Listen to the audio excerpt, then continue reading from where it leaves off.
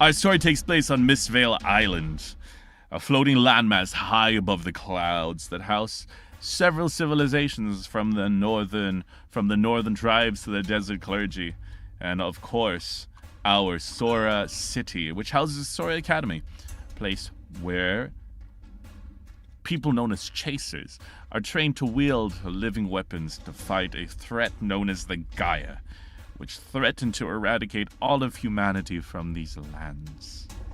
However, our story starts all the way to the left. The untamed magic, the Chi Wilds, if you will. Did I just make that up on the spot? Yes, because I forgot to name this ahead of time. But our story takes place in the Chi Wild, in a burning village.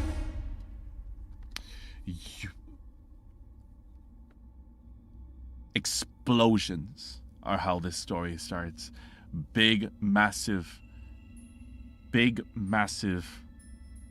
balls of fire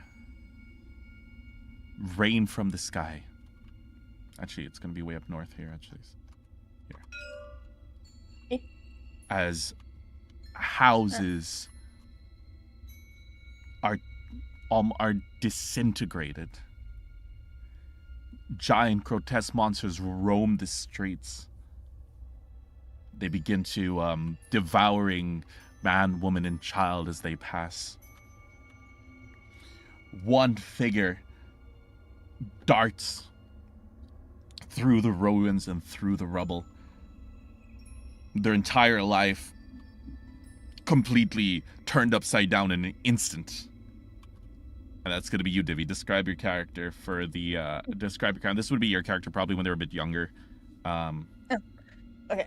So, a bit younger. How much younger are we talking? Are we talking, I mean, like, this before the witch found you. So, however old you would be. Okay, so a very small child then. Okay. A very small child. I am very small child. A young elven child, about, I don't know, let's say 6 to 8 years old. I was about to say 6 6 or 7. 7. 6 to 8 years old. Just running. Dark hair, kind of grayish looking skin, but with a little bit of sparkle, pearlescent skin, a little bit gray. So obviously not human. She's an elf. She's just that's and Awesome. She's got dark gray eyes and stuff. So yeah. So you're like running as fast as little legs will take you. Your house. Because you were so young, your memory of this time is a little bit foggy, but you remember a voice, a feminine voice, one that had kept you safe all these years and taken care of you, and the last and only thing you remember from them is them saying, "Run." And now you find yourself stumbling across the street, explosions happening left and right, screams filling the air. You want to cry, but your body is just in full fight or flight mode. And as you do, and at this point your memory of this situation is much clearer, you stop for a brief moment to see a tall, what looks like a very tall woman, tall and almost as tall as a one-story building, so about like 9 feet, draped in this dark, flowing, smoky dress that's in stark contrast. Everything around you is these reds and these yellows and oranges. Everything's on fire, but this person that you see is kind of almost like a cold tones in contrast to the rest. Mm-hmm. And you see her slowly disappearing towards the side of an alleyway. And she, how do you react in this moment? While I'm still in distress at my surroundings, I'm still curious enough about the, to me, exotic dress of this woman. This really big woman. Right. So I want to touch it for some reason. So you start almost like waddling towards it, almost like in a hypnotic state. The let me also get see if I can get a figure to represent her. Okay, for now we'll go with this. Okay. So she's disappearing along the side, and you're kind of waddling after her, and all these explosions are happening, but for some reason when you're in her presence, everything else is somewhat drowned out. Ever so slightly. And you hear a voice. She doesn't look at you, but you hear a deep feminine voice respond with a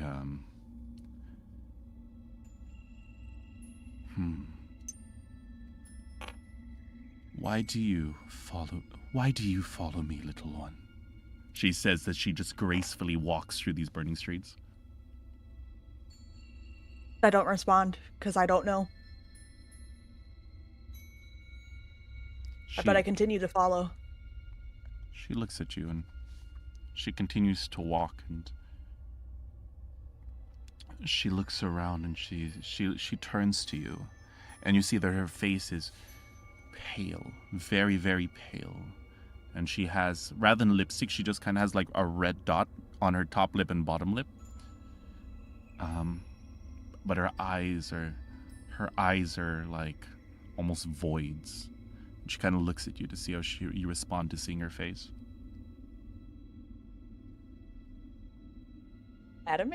No. Sorry. I'm entranced. Right. Kind of scared, but not totally scared enough to run away. Morbid curiosity. She looks at you and smiles. You see like a smile, and the smile is oddly warm. And she looks and she says, "You intrigue me, little one. Come. Let us leave this place, for it is no longer suitable to be a home." Freaking stranger danger, hello. But anyway. My world is falling around all around me. Might as well. Valid. She looks at you and she says, and as you're just following her, almost in trance, you're walking down these streets. You remember people screaming left and right. Monsters are thrashing about, but they seem to run past the two of you. And the lady says, "What is your name, little one?" I struggle to remember. The stress of the last several days, it seems like, in my young mind, and I can't even remember my own name at this point due to the trauma I've experienced. She looks to you and she says,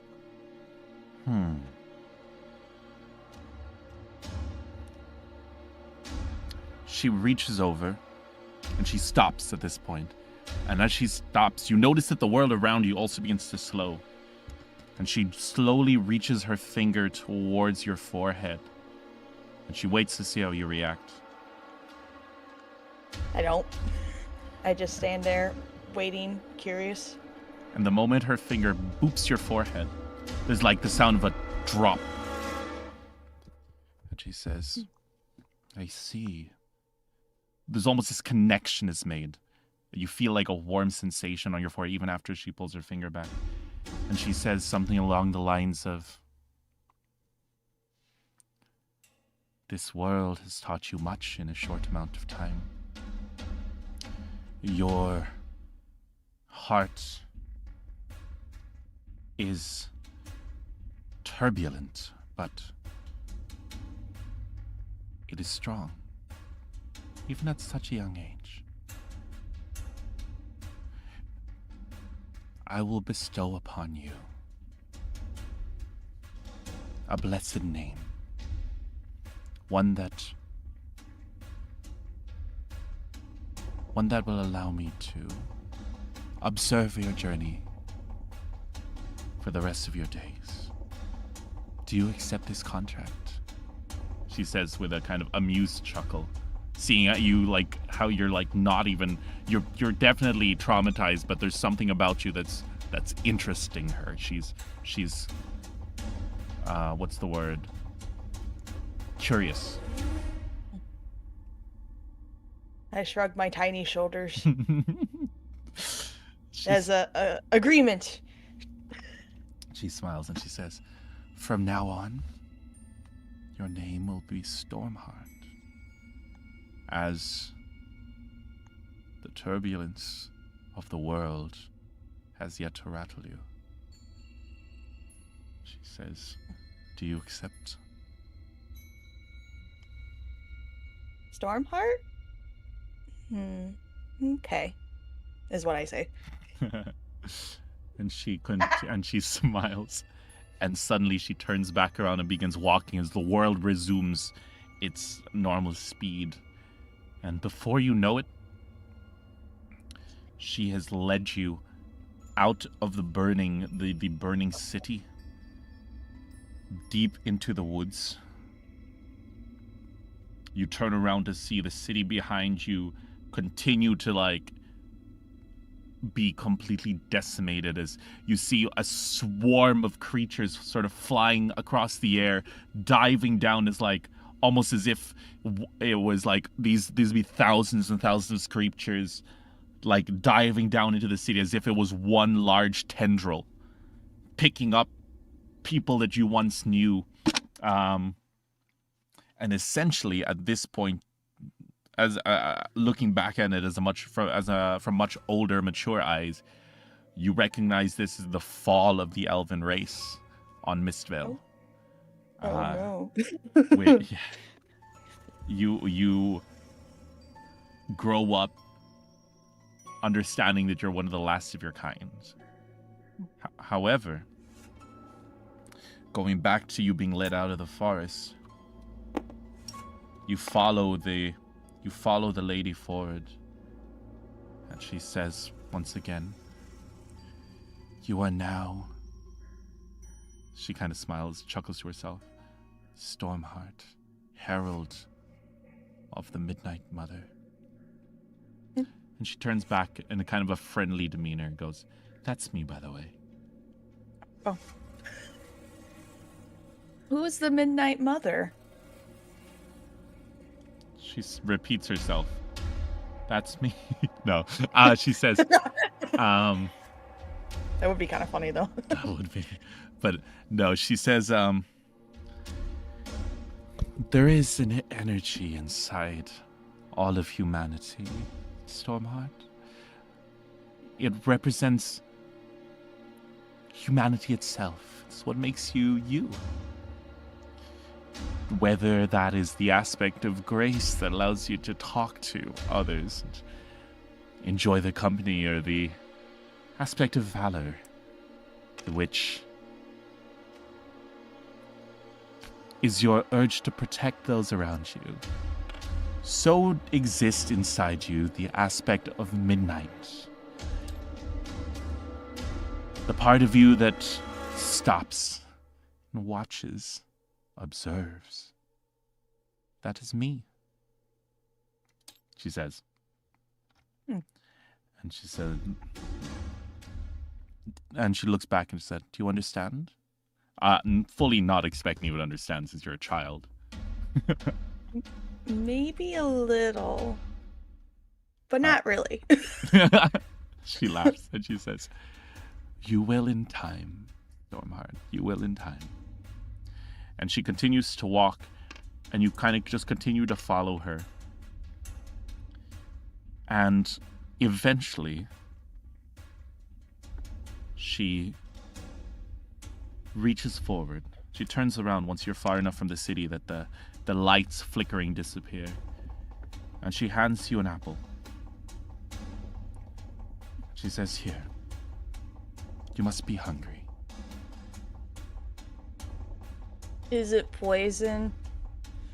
She laughs and she says, "Now what use would I have to poison you?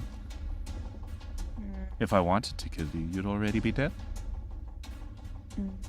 I suppose. I guess. Thank you. I eat it And as vigorously because I'm actually starving. and as soon as you do, and you look up, you see that the Midnight Mother is gone, but there are lights.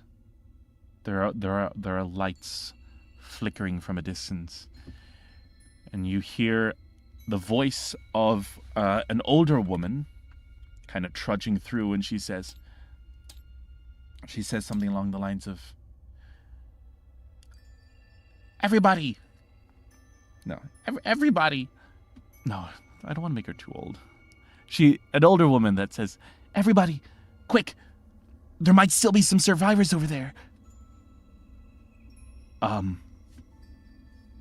And she's walking through, and you see what looks like a large, over the hedges around you, because you're deep in the forest. You see a large pointed hat. It's kind of a light blue, and it's kind of tilted to the side, and the actual rim of the hat is this large, what do you call it? It's this large, almost looks like a mushroom cap. And the top part or the rim? The rim. The entire thing almost looks like a mushroom itself. Okay. And I will grab a character. Boom, boom, boom. Where is this? Here. Oh, yeah. Oh. And she kind of pushes through the bushes, and you see a lady. She sounds taller than you. Definitely not as tall as the Midnight Mother. Her face, her eyes are completely blacked out, and her face looks soft, but almost a little bit fuzzy. She has a big flowing dress about her that, once again, seems to be made of the same mushroom-like texture of her hat. And she's holding a large kind of spiraled staff. It's a staff that ends in like a big spiral at the very top with a little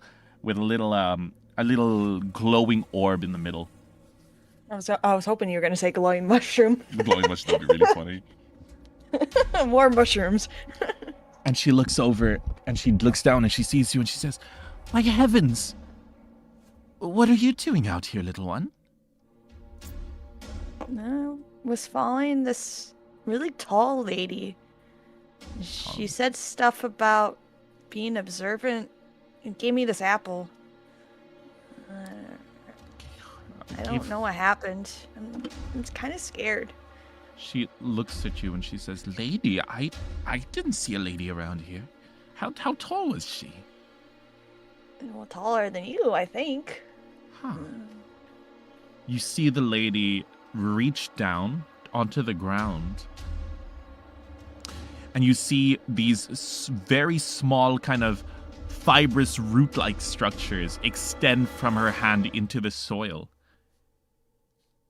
And you just see the ground around you begin to glow. It almost pulses with her hand on the ground being the point of origin. And she says, "No, I don't sense anyone nearby.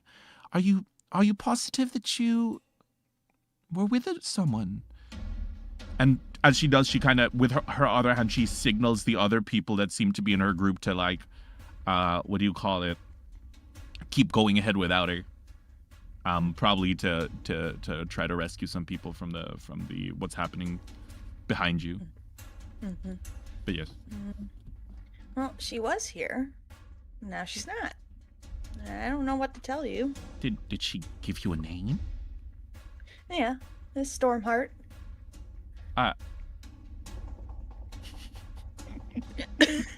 Sorry, run it back.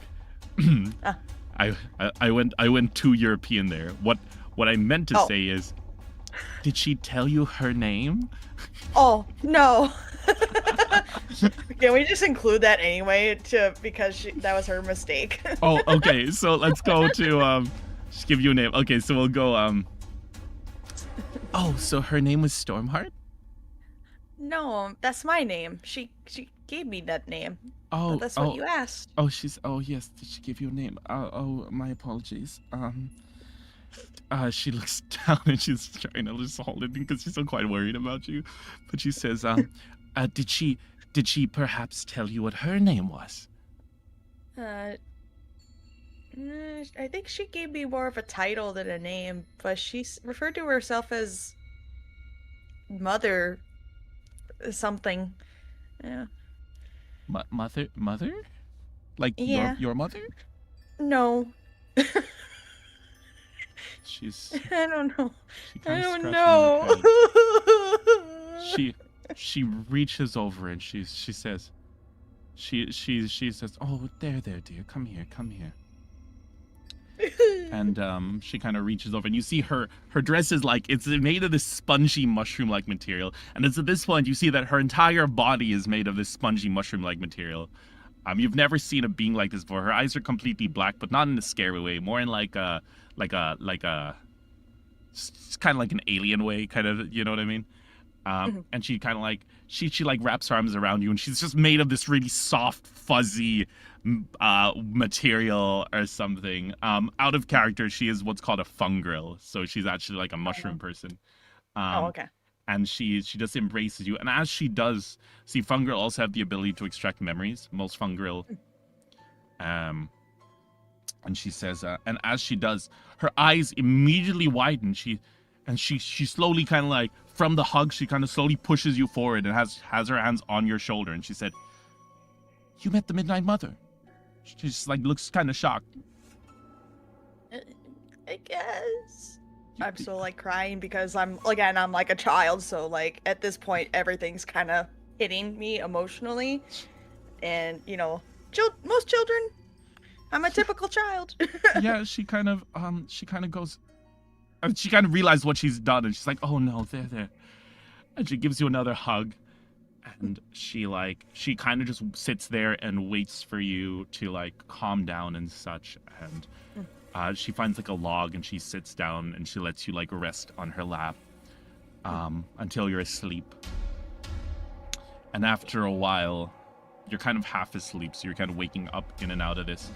You remember several of the people she was with returning and just kind of shaking their head. And you hear her go something along the lines of like, "Not even one survivor?" And you hear another man go, "Unfortunately not, my lady." And she says, "Oh." And she looks down at you and says, "I'm sorry we didn't arrive sooner." And slowly you feel her scoop you up in her arms, kind of half over her shoulder. And she carries you to what you eventually come to know as their caravan, which is the she introduces herself over time. Once you come to, you sort of wake up and you feel everything around you is shaking, and it's like kind of, it's almost as if like some kind of like a slow moving earthquake. But yeah, what do you do? Your eyes are still closed. You're still adjusting to. You've got a bad headache, almost as if it was a bad dream. Okay. You're asking me how I feel? Mm-hmm. Let me think. I think that I wake up a little bit because the movement's not familiar, and Bit of both. I'm wanting to know what's happening. Yeah, I think it's more so that you wake up because you come to, because it was a very stressful situation. So you've just woken up from your sleep, and then you notice the rocking rather than waking up because of the rocking, if that makes sense. Sure. Yes. I suppose the first thing I would do is like take in my surroundings, because I'm obviously probably not where I was before. So you look up and you see what looks like, it's kind of strange. You see you're in what looks like a tent that's made of, it's, I guess the easiest way to describe it is kind of a very red wood, that's but instead of like any form of binder in between, there's this kind of green, or no, it's kind of a yellowish kind of lichen fungal growth in between them that seems to be holding them together. So kind of, you've never seen structures like this before. You see a cloth tarp over the top of the roof that seems to be blowing the wind. There's a cool breeze blowing in it as well. Your city was quite modern and quite cold, and you're not really super used to the sensations. It's kind of humid, and there's a cool breeze blowing through. You look around, and you see you're in what looks like a small-ish room. There's a small table with various what looks like vials and potions on it. There's several scrolls of books kind of scrolls and books spilling out from underneath. The entire place is a little bit of a mess, but you see the lady that you met last night in the woods. She's kind of stirring something in a big pot. It's also at this point that you unfortunately do realize that it was not a dream. And that kind of does set in a little bit. But you do see the lady that carried you. I get up and I walk over to where she's at. She looks over and she says, "Oh, you're awake. Stormheart, I believe?" Yes, I say. She looks over and she says, "Well, Stormheart, my name is Amelia. And welcome to my home.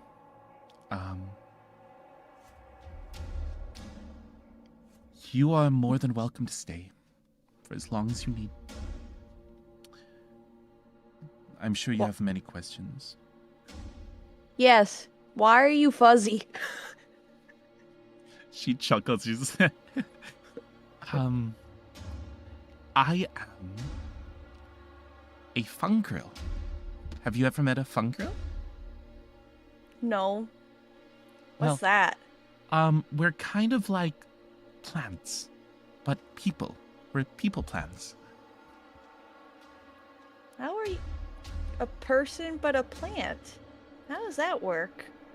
Well, people say that we used to be like you, but someone had an accident and they accidentally turned themselves into a plant.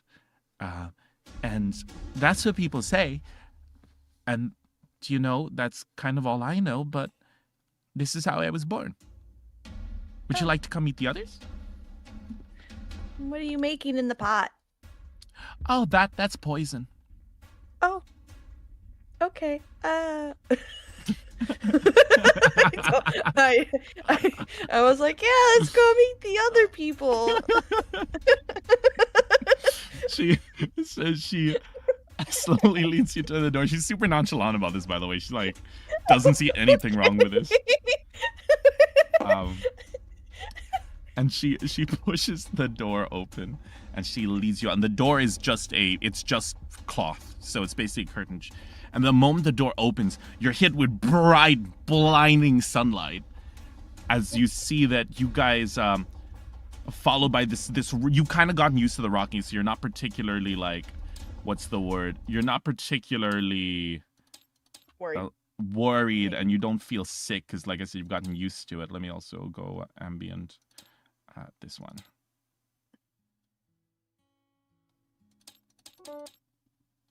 Oops.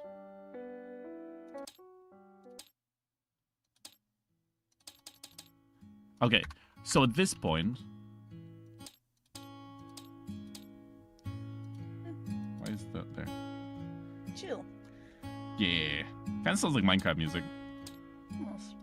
But she says, as you open the door and you look around, you see sand as far as the eye can see, a bright sun beaming down on you, kind of It kind of feels a little uncomfortable to your like pale elven skin, but there's a very nice breeze that you've never experienced before. And for a brief moment, you kind of forget about everything that happened the previous nights. You kind of just take in this brand new sight. And it's at this moment that you notice that the cause of the rocking was the fact that you guys are on these giant beasts that stand probably about 3 stories tall, with like large, almost like elephant-like legs, but their faces are kind of resemble more of a like a tapir, with the weird looking nose, like a drowsy. Yeah. But they are also incredibly fuzzy and seem to be made of the same fungal mass that Amelia is. And you see that there's about 7 of them walking in a line across this desert, each of them which have several huts on top, all joined together by like rickety wood bridges. I look at Amelia and I say, I thought we're at the wagons. These are the wagons. But they look like weird elephant things. Well, those weird elephant things are what we called they're known as chibis. Well, in particular, these ones are a little fungroth, she says. Not so little. Poor choice of words. My apologies. But she says something along the lines of, but these wonderful creatures, they help us to travel across the lands and explore and take in our surroundings. And help people? She smiles. I guess you could say that. We make medicines and other concoctions and poison? Yeah. But I mean, most people use them as herbicides or ways to keep their gardens free of pests, you know? We strongly advise people to not use it on other people. I assure you. But our caravan does go around. We do try to aid people where we can. Oh look, we got a raid. Yo, thank you, Shark. Thank you, Umbrai. Thank you so much for the raid. We're currently doing Divi's solo mission. Hi, I'm a child. Hi, I'm a child is crazy. In the story. Not IRL. I am 31. Don't bug Phantom, guys. Don't do it. No one bats an eye when I roleplay with 31-year-olds, but the moment I roleplay with 31-year-olds, everyone's got an issue. But Umbrai, were you and Shark streaming together? Thank you so much for the raid. I'm gonna be locked in pretty much on the roleplay, so if I am reading chat, I just can't always respond, especially if I'm talking for another character. But let's jump back in. So, Divi, she looks around and she says, there are many of us that do possess special powers, and I myself I am the head witch of this caravan. I oversee the production of most of these potions, and people also look to me as somewhat of a, I guess you could say that I view all the people that live in this settlement as my children, she says. That's nope. Not that song. But yes. How old are you then? She says, I'm in my prime. I'm only about 250 and a half. I think about it as an elf, knowing that my family, who their memories are starting to fade even now, trauma. I realized that most of my family members used to be thousands of years old, and I said, oh, actually, you're pretty young. Correction, actually. I will mention in this world, elves usually live to about 200. That's lame. It's because they're not true elves. They're technically just augmented humans. All right, fine. boring. Otherwise, because the thing is, It's so the world boring. resets every 1,000 years, so it wouldn't make sense for them to live that long. It's so boring. Okay. I'm going based off of elves I'm familiar with, Yeah. so that's why that's my assumption. I mean, she's a kid. She doesn't know any better, to be fair. She's like 5. I would just be, yeah, well, she's like 8. Okay, 8. We'll 6 say or 8. 7. 6. Alright, anyway. I think about it. My grandparents seemed they seemed like they were thousands of years old, and maybe they were exaggerating. Who knows? I'm a child. But I tell Amelia, I said, that does seem rather young, I suppose. She chuckles. She finds you amusing, and she looks and she says, "Indeed, I've still got many years to go before I start to wilt."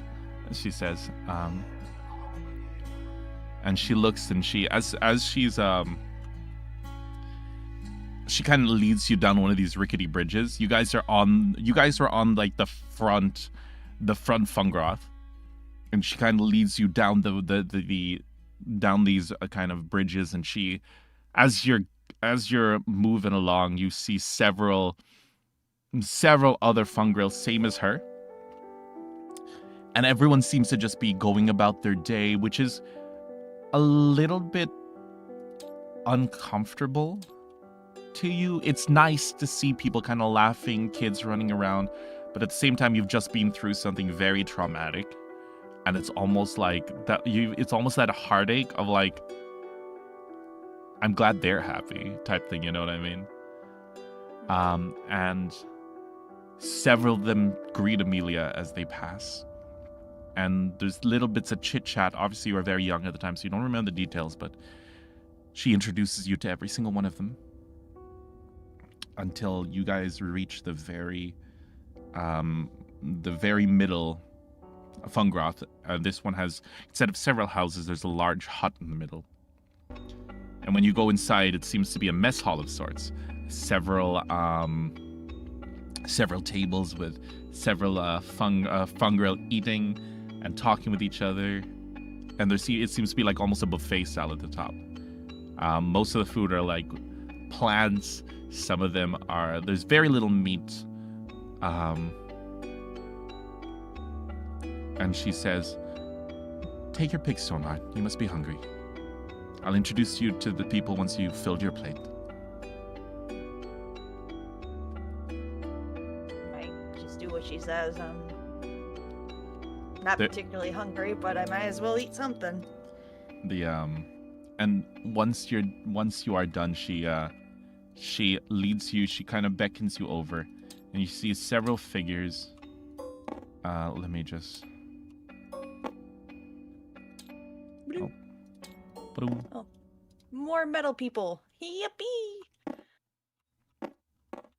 Should I, I'm trying to think if I should use these. No. For now, I'll use these ones. I have used them before, but god damn it, I'll use them again. Where did my music go?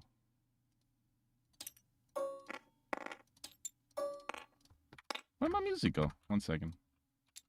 This is an outrage. Okay. So, these creatures. As you kind of look over and you see a small band of fungril kind of gathering around a table. If I just grab this, components, RPG kit, tile set, table, yeah. Table. And Amelia's already sitting at the table, and she says, "Stormheart, come here. These are good friends of mine." She says, "They help me run our little collective here. Each of them are in charge of different things." She says, so let me just double check your notes as well. It's really quick. Stormheart.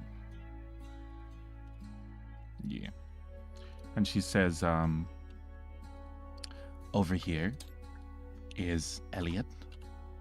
She points to the fungrel that seems to be wearing some some very, very thick armor.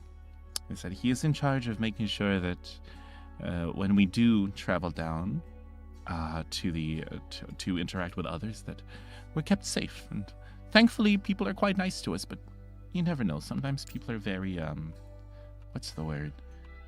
Not everyone behaves, she says. And she says, over here, this is Samuel. He is in charge of... He has the ability to see vast distances. People usually contact him, and he more or less decides where we go from there. Okay, what was the first guy's name again, so I can write down notes? Elliot. You can actually hover over them. I'm naming them as I'm. Oh, I see. Yeah. Let me type. No worries. While you're doing that, I'm gonna just catch up on your. There we go. Ah! It won't let me type. Oh, wait 1 second. I think I need to give you... here we go. I got it. What does Elliot do again? So Elliot is basically their security guard. Security, and then Samuel was the other one? Samuel is... He basically handles, like, do you know what a scrying stone is? No. Basically, yes. A crystal ball. Yeah. Yes. Awesome. Then she says, and this here is... Wait, crap. I forgot. I almost called her free. No, that's not. Her name is Fern. Fern. Samuel's note says scrying on people, by the way. Anyway, okay, so Fern is in charge of gathering food for us. She handles our gatherers. They go out into nature and they bring back food to feed us, and she does a very good job at it. And then lastly, this is Sora. Sora? Should I just use his real name? I'm thinking if I should. I'm just trying to think of how to. No. What did you do? Erased all my no. How did you do that? How did you do that? Wait. Pause for a sec. I think you just went to a different page. No, I didn't. Oh, well. It's alright. What happened? I think it just selected everything immediately. Oh. Yeah, Shadow did that like twice. I was wondering how he did it. Security. I will use this guy's real name. No point hiding it. He does show up later. Okay. Samuel. Scrying on. If it happens again, I'll just open my own notes. Yeah, I mean, you're more than welcome to use your own notes as well. Gatherers for food. And then, okay, I got those guys now. Okay. And over here is Sylvis. He's in charge of intelligence. He kind of goes in. He's kind of sneaky. Oh. And Sylvis is kind of different to the rest. The rest are they kind of stand tall and they're kind of like enjoying their food. Sylvis is kind of squatted forward and is kind of murmuring to himself, and he seems kind of off. And he turns around and he goes, Hey, Amelia, do you want some candy? Got some candy? And Amelia goes, sure, Sylvis. What flavor candy have you got? He's like, cherry. I got some cherry. Do you want some cherry? It's like, sure, Sylvis. Would you like some Stormheart, dear? I think he's kind of weird. Yeah, and then this guy over here, Samuel, goes, we all think he's kind of weird. Don't pay him any mind. He means well. No, I'll pass, but you can take one for me for later. What do you call it? Let me see. Are you guys dating? No. May was in chat earlier, but she's gone to sleep. That's the one that I'm stuck with. What the? Why? Because I'm engaged. Can't be engaged to. Well, technically you can, but if I were to be engaged to two people, it would be May and Sven. Yes. Sven is everybody's husband. Sven is everyone's husband. Yes. But yes, so Emilia, she takes a handful of, well, she reaches out her hand, and Silva's like rummages through his bag, and he's like, oh yeah, cherry. And he just like, every single time one at a time he puts the candies on Emilia's hand, he goes, cherry. And she goes, my description for him being sneaky, like Sneaky. Twitch from League. that This is now very accurate. this is 100% accurate. Okay, And continue, sorry. She looks over and she says, are you sure you don't want one, Stormheart? Later? She says, okay. And she says, what do you call it?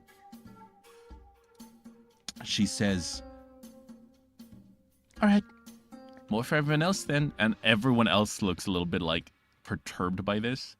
And then she like nudges them kind of like with her eyes, and reaches on, they all kind of like unhappily take a candy and pop it into their mouth. And Samuel looks to you and says,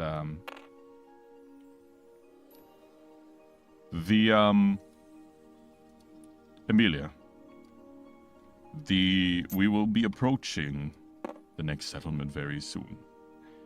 I hope that you are ready with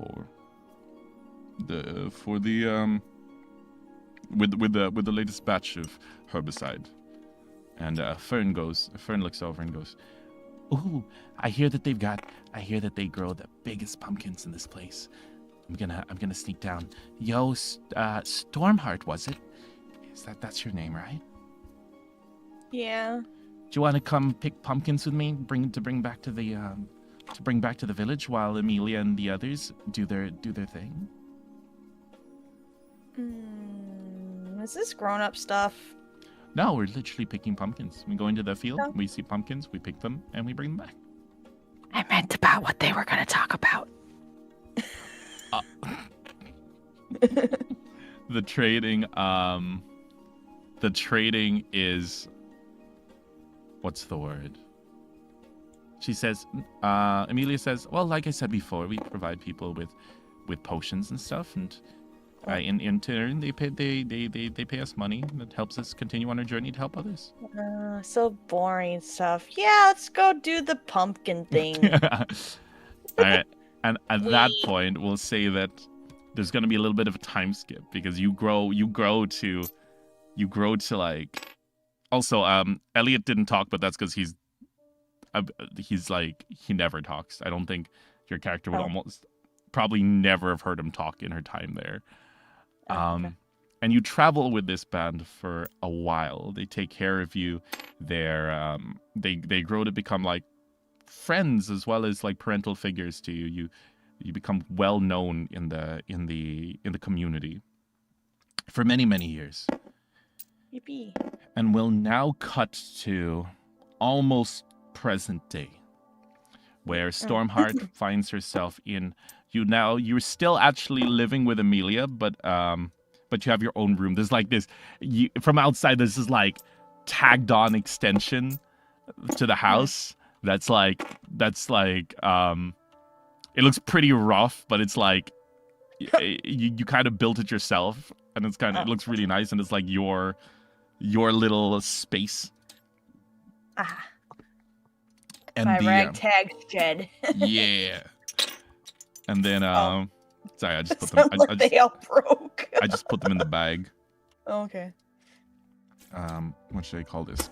The fung grill. There it is.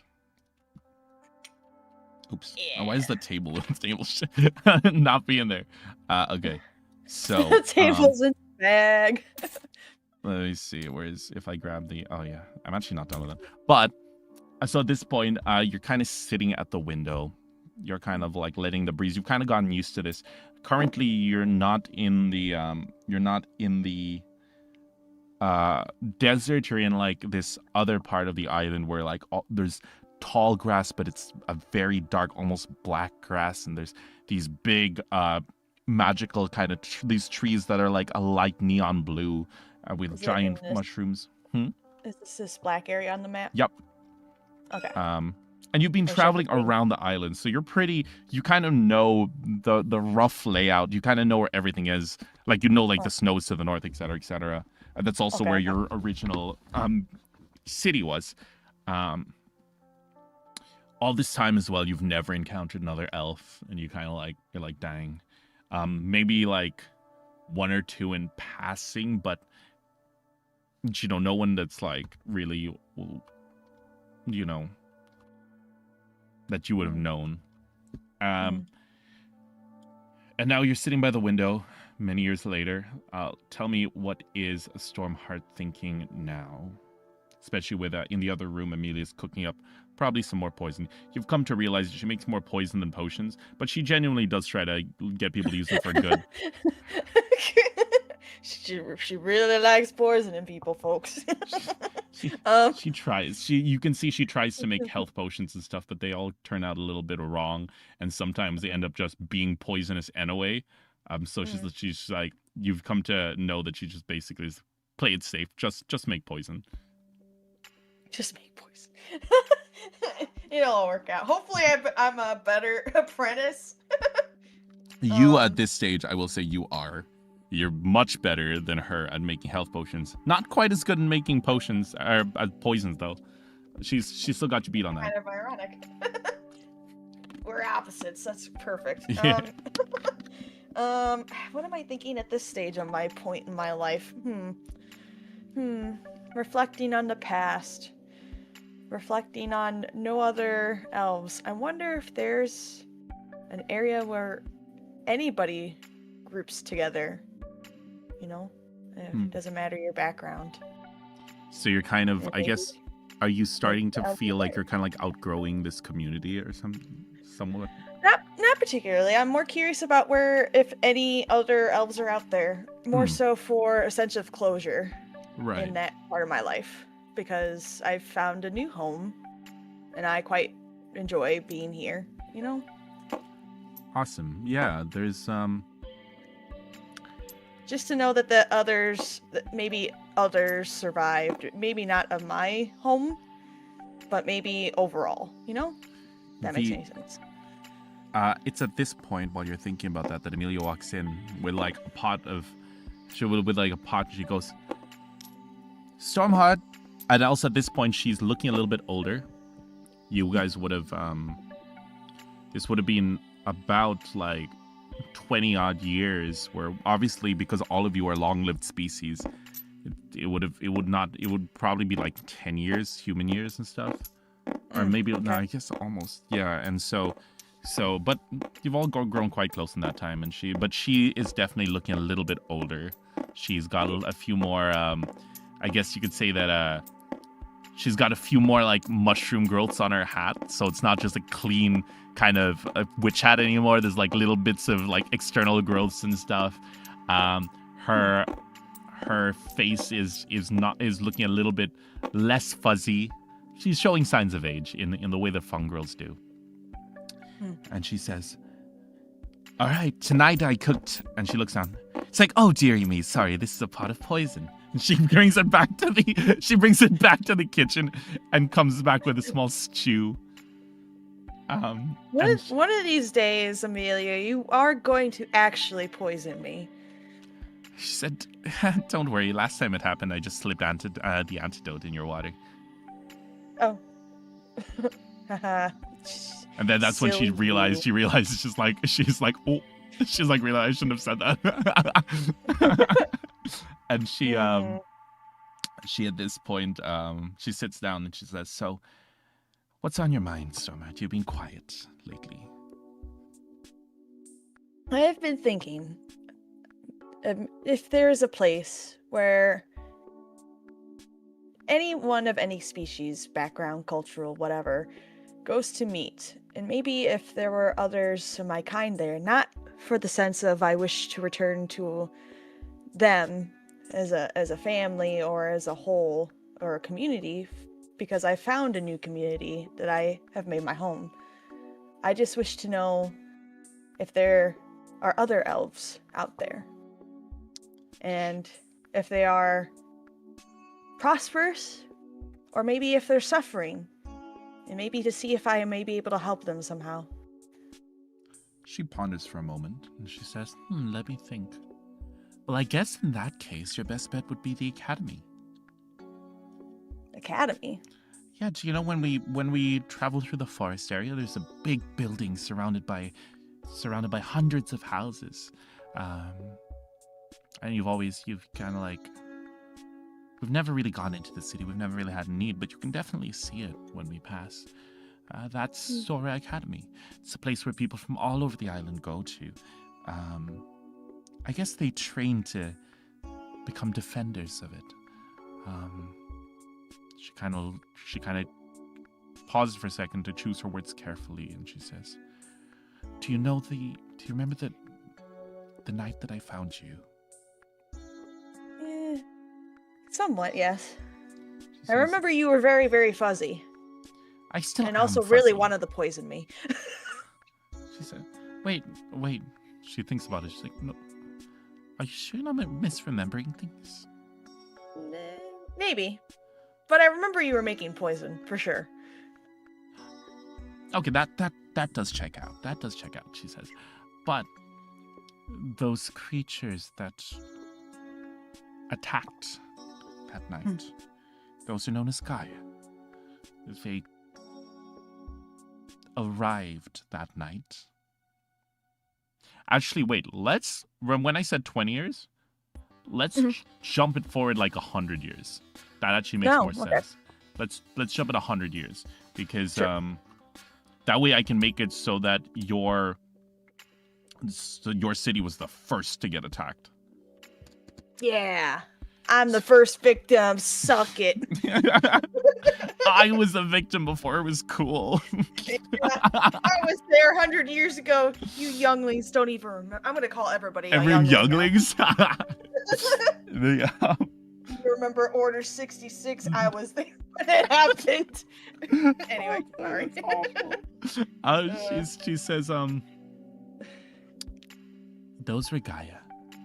Those creatures arrived on the island that night. And the academy was built to train people to fight it. And so if there's anywhere that your people might be, it would probably be at the place that they can learn how to avenge their home. And I hear they pay well. I do like money. We all like money here, I suppose. Not just me. She says, I do I mean, like money. Yeah. You also need it for your other special poison. For whatever reason. I don't know why you waste money on that special poison anyway. She looks over and she's like, she's like, wait, how did you know about the special poison? I live right next door to you. How would I not know? She's panics a little and she says, Stormheart, remember, everyone has their vices. Do as I say, not as I do. Well, to be fair, I'm better at saving money than you are. How else was I able to get you your...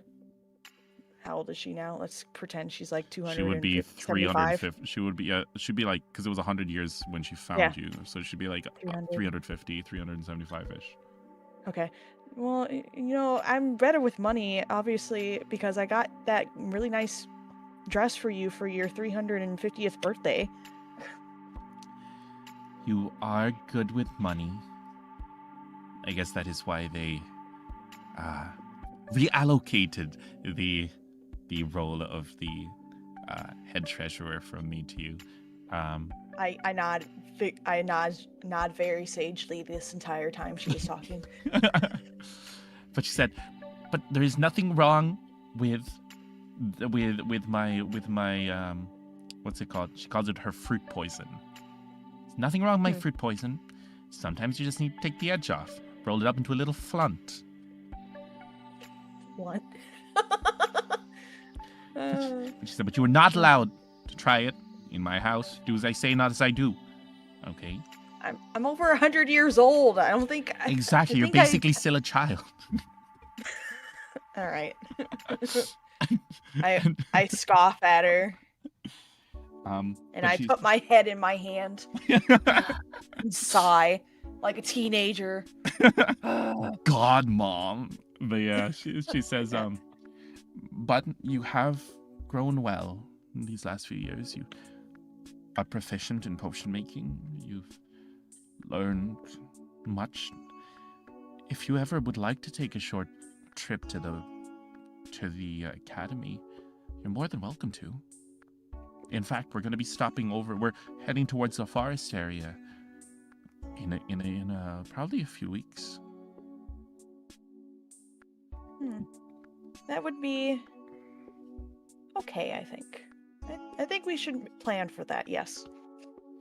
She nods and she said, and take Fern with you. I hear they have some special. They just grew their first blue pumpkins. She wants to take a little. She wants to take a little gander. She does love gathering pumpkins, even though most of us here don't like the taste of them. But don't tell her that; it'll break her little heart. But she what's it called? Also, at this point, you do know a few things. Like, time hasn't really stood still. Everyone's gotten a little bit older, and Samuel, the guy that was in charge of doing the screeing, he passed away about 50 years back as well. So things have changed around a little bit, but for the most part, the atmosphere is still the same. Everyone's still easy-go-lucky and happy. And so she leaves the room, gives you your stew and such, and a few weeks go by. You're sleeping peacefully. You're kind of part of you is excited to potentially get a little bit of closure. That is when the Fire Nation attacks. The Fire Nation attacks. You're immediately woken up by something that you really, really had wished you would never have to again. The sound of screaming and fire and explosions fills the air. You feel the entire everything is rocking a little bit more than usual. And you're woken up by someone shaking your bed.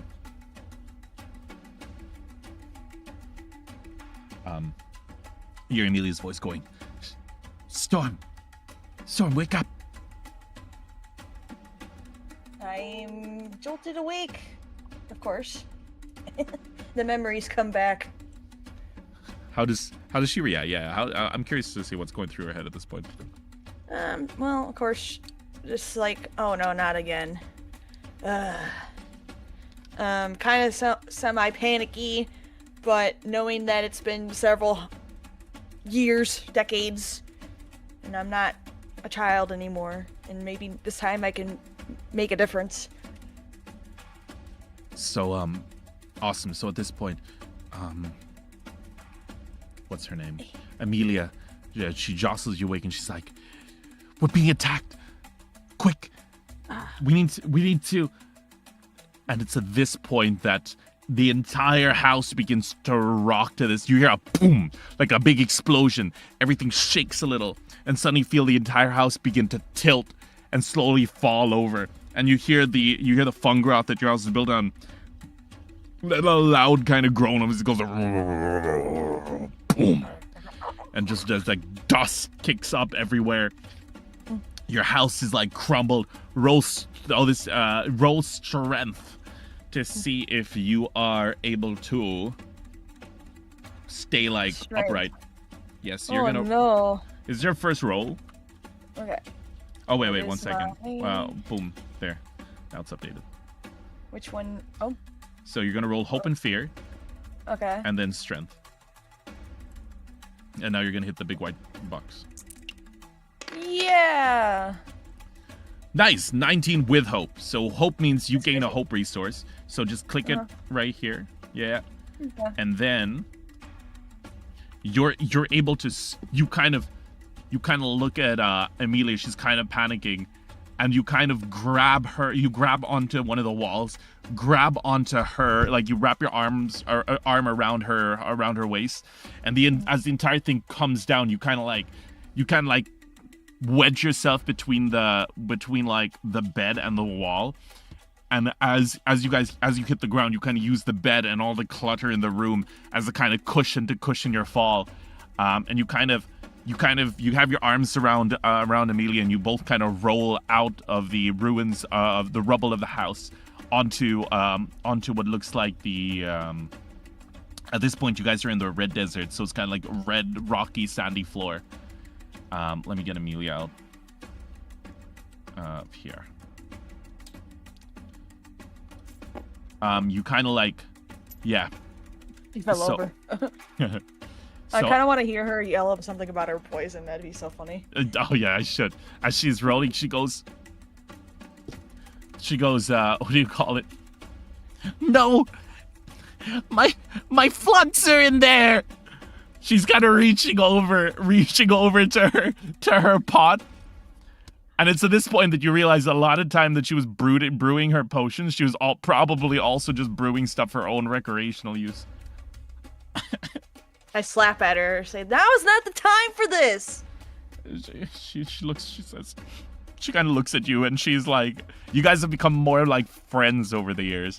And she looks up at you and just kind of like pouting face. Come on, our house is like tilted. We gotta go. She says she looks around and she sees screaming, and she says, "We can't." She's like, "We can't just leave them. They're all still up there. There's also people in the rubble. We can't just run."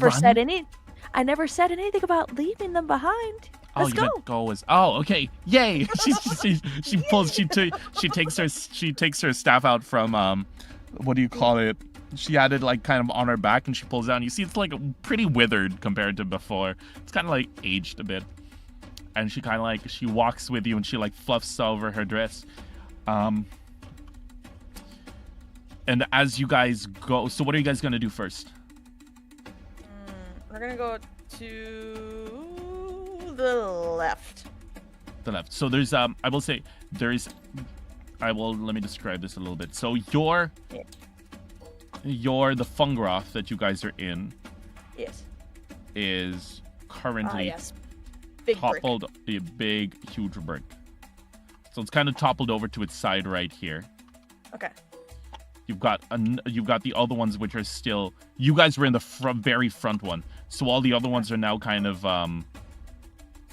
buckled, but they're still standing. They're still standing. This one's down. There's a bunch of rubble. Several houses are kind of in ruins. And then up here, you look up at the top of the ones that are still standing, and you see several winged Gaia kind of diving in, just like on that night, kind of picking people off as they can, as much as they can. And also on the ground around these houses, you see almost these creatures that look like dogs or wolves, except they seem to be made out of hands that are kind of like endlessly like reaching out from like an inner core of black tar. I don't like that. Yeah, it's not a pleasant sight. It's definitely not a pleasant sight. Ugh. All right. So there's creature dogs here, and they're probably more of an immediate threat. Even though we do want to save the other people over here, we gotta take care of the ground people first. So we'll probably face the weird hand dogs. Let me see. I actually do have a picture of them.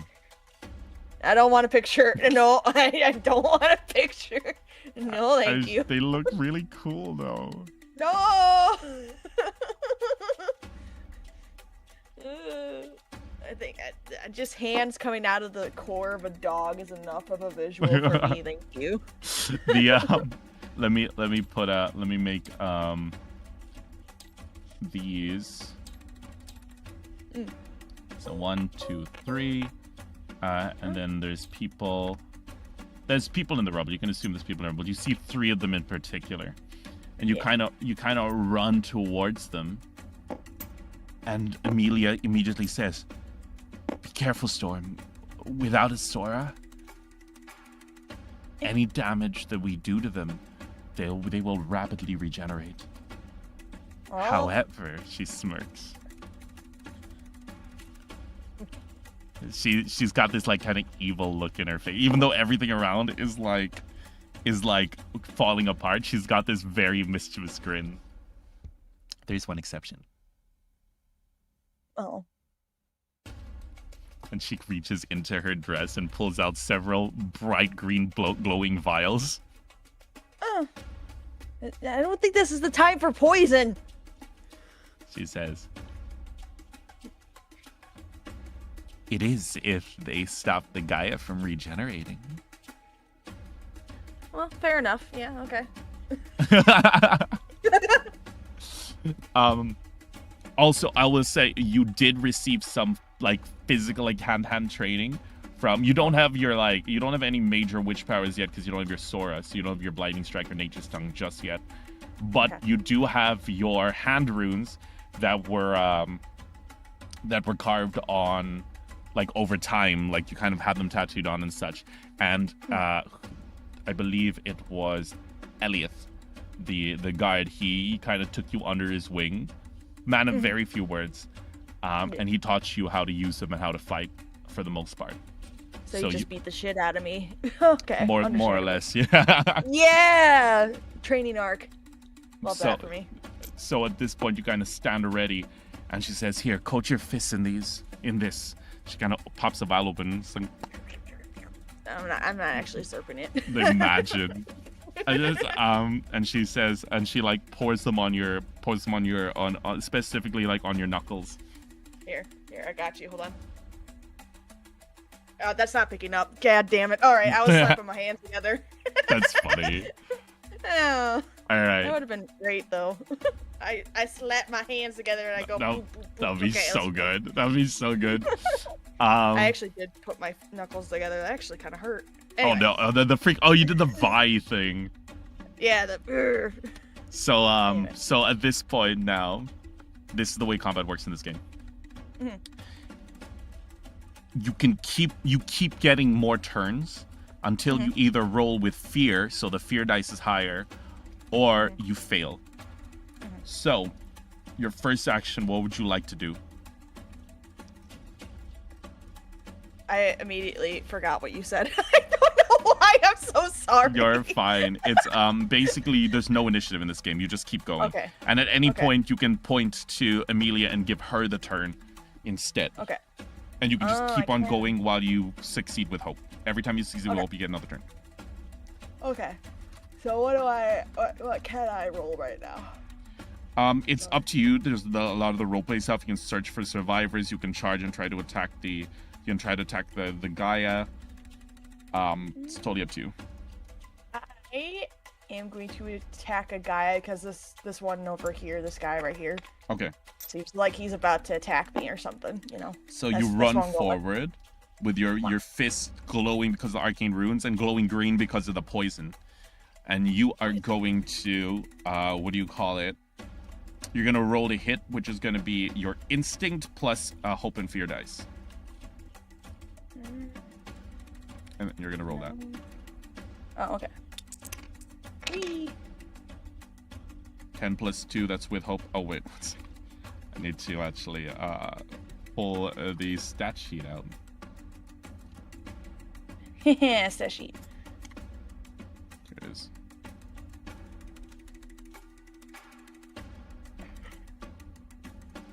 So Yeah. the Yeah.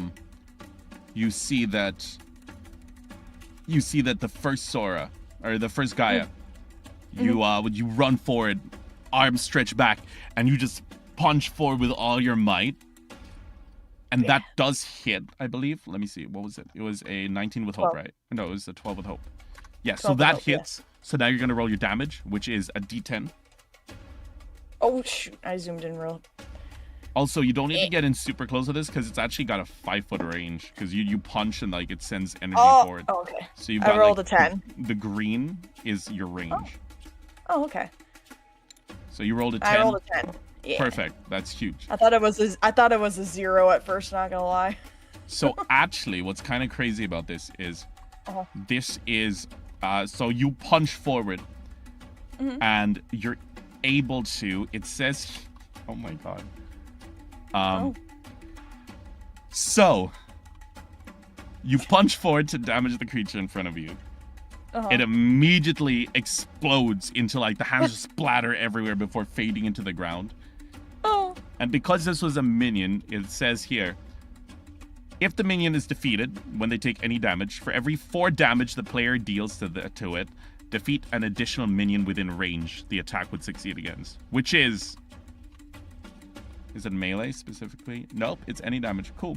Yep, that's the moment you punch one, the other one turns to face you and it attempts to lunge at you and it leaps into the air and you just uppercut, but obviously you don't need to be that close. You uppercut and you stop several like feet from it, and it's just its front half is just absolutely blasted clean off. This one's also dead. And this one turns towards you and it starts racing towards you again. And this time you kind of you wait for 1 more second and you do like an overhead and punch deep into the ground, leaving a big hole in the ground, and this one's also dead. I'm imagining that one Jujutsu Kaisen meme all of a sudden. Oh my gosh. Oh yes, oh dude, that's literally it. And Amelia goes, all because of my poison, by the way. She says smugly. It's clearly not. The poison had nothing to do with it. They couldn't even regenerate. They were blown up. However, I want you to roll an instinct. We're gonna see if you drop your guard here. Alright, where is the instinct? Which one is that? This one. Yeesh. Oh, you gotta roll the hope dice as well. No, that's not. Nope. Sure. Boom, let's see. Fear, yay, mine. Okay. Oh. I get a fear token that I can use to mess you up. But, Okay. so at this point, you still succeeded. And you immediately feel like, wait, you kind of you stretch out your hand to Amelia and you're like, it's not over. And you take a step back and you're ready for it. You don't get jumped. As suddenly a giant creature, like hands start to pool out of the ground, kind of spiraling and intertwining with each other until they form a giant towering creature made completely of, oh, where the hell did it go? Hands and fists. Where'd the thing go? Should be. Huh. No, that's not it. Close. Oh. Yeah! Creature! I wanted a treant, but I don't know where it went. Oh, that one's cute though. Wait, no, I know what that is. That's a thingy thing. It sure is a thingy thing. Yeah, it's exactly got a snake tail. I know what it is. I just can't. Chimera. It is a chimera. No. Yeah, it is a chimera. Yeah. Okay, let's go. So I know my mythical creatures. It starts to grow, but it's like it's similar to those dogs you just fought, but this seems to be much stronger. Like the hands, the hands aren't constantly breathing. They're locked together tight. They're holding on to each other. But they're still very much alive. Each hand still seems to be independent. Each mouth is like held open. It's almost like it's like just being held open by hands, like stuck in a permanent grin. Chimera, these not. God damn it. but the what's it called? It looks at you and lets out like a loud roar. It goes like oh, that hurt my throat. Don't do that. And it looks at you and it's going to now summon 1d4 plus 1 minions. Oh, minions. Oh boy. Boop. Oh god. That's kind of bad. Hey, Mr. Krabs, I don't feel too good. 1, 2, 3, 4, 5. That's those dog things are back, and there's more of them. It is now your move. Oh boy. Huh.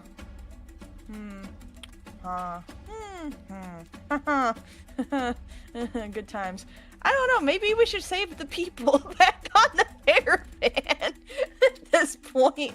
I'm like, Kind of look back at Amelia. Amelia's just like, oh.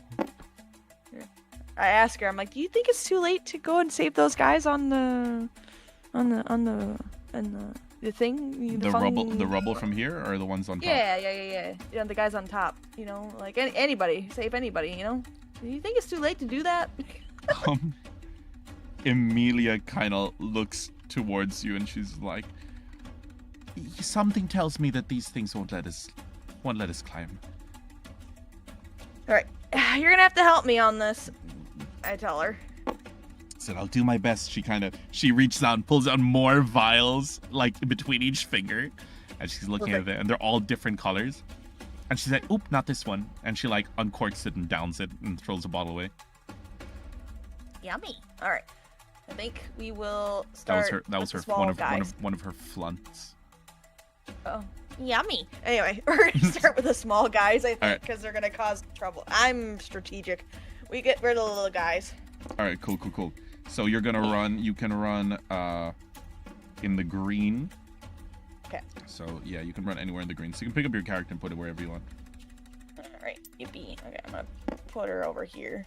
All right, cool. I'm like, I'll take the main three, and she can kind of be where she's at, towards like here. Awesome. In that case, I don't know what her range is. I can't control her, so. Yeah, that's fine. Anyway. You rolled a hit. Oh, yippee. If you get a hope, you get to go again.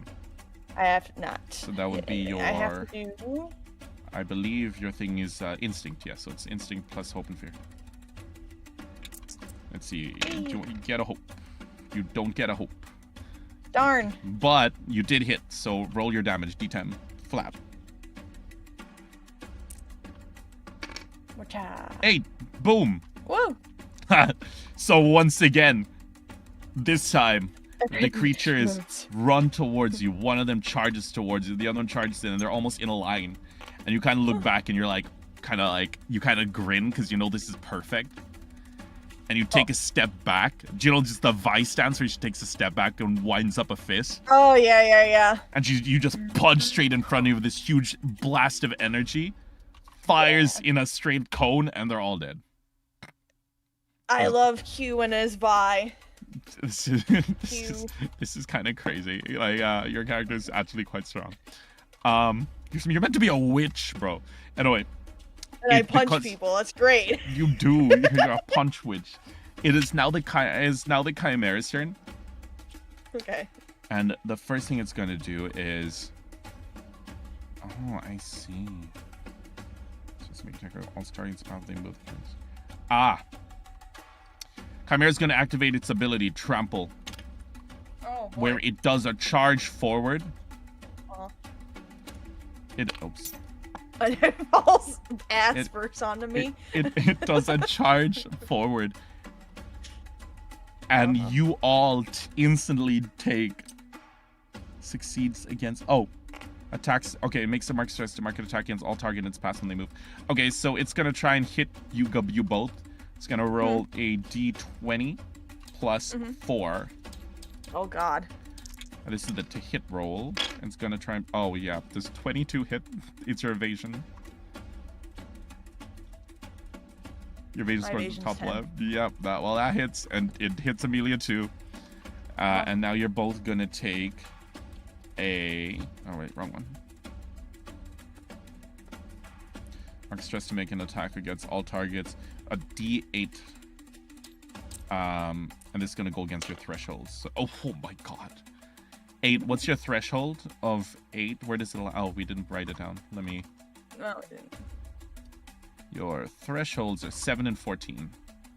So 7 for the first number here, 14. So because it was an 8, it lands in between.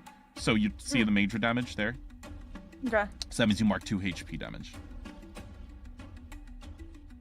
And Emilia also takes 2 HP damage. So that's not ideal. The creature then, by spending a fear token, see, I told you these was going to come back. It gets another action, and it is going to